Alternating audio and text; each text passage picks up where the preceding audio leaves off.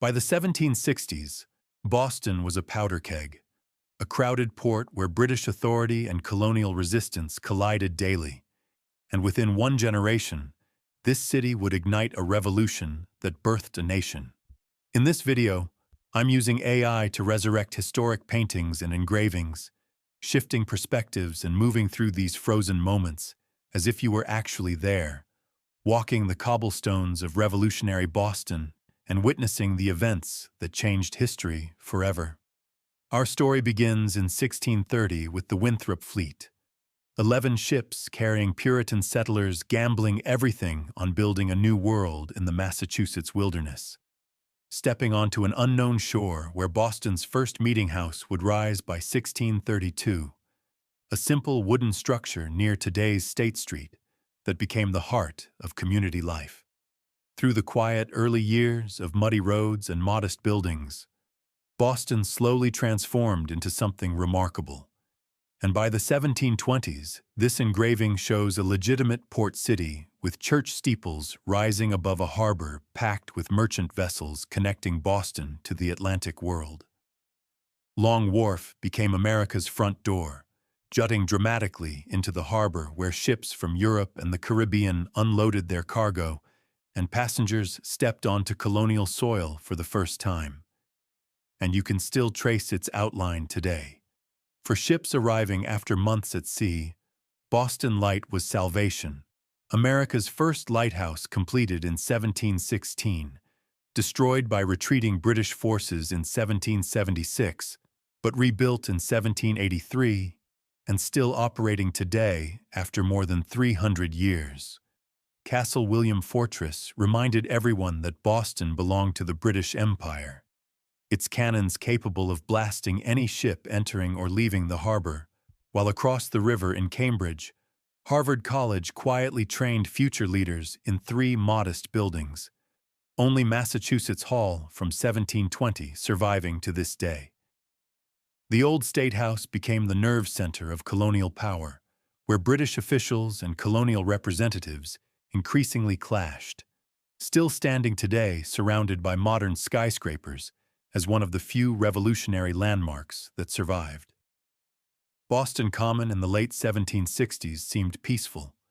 Children playing, townspeople strolling, British soldiers drilling.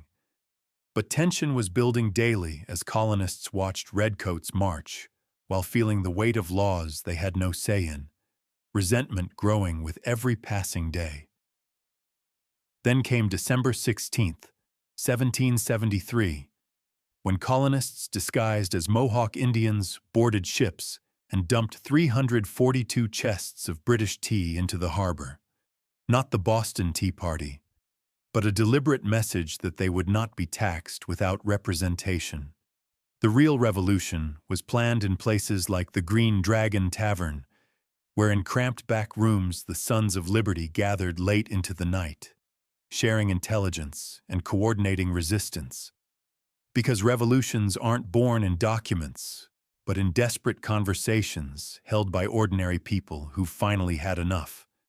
Faneuil Hall earned its nickname, the Cradle of Liberty, as colonists packed shoulder to shoulder upstairs to debate their futures while the market bustled below, passionate speeches turning frustration into fury and making independence something worth dying for. Christ Church, later called Old North Church, was just a modest Anglican congregation until April 18, 1775, when 2 lanterns hung in its tower signaled that British troops were coming by sea, sparking Paul Revere's midnight ride, and ultimately the battles that began the American Revolution. A simple church, 2 lanterns, everything changed. By 1789, Boston erected a triumphal arch to welcome President George Washington.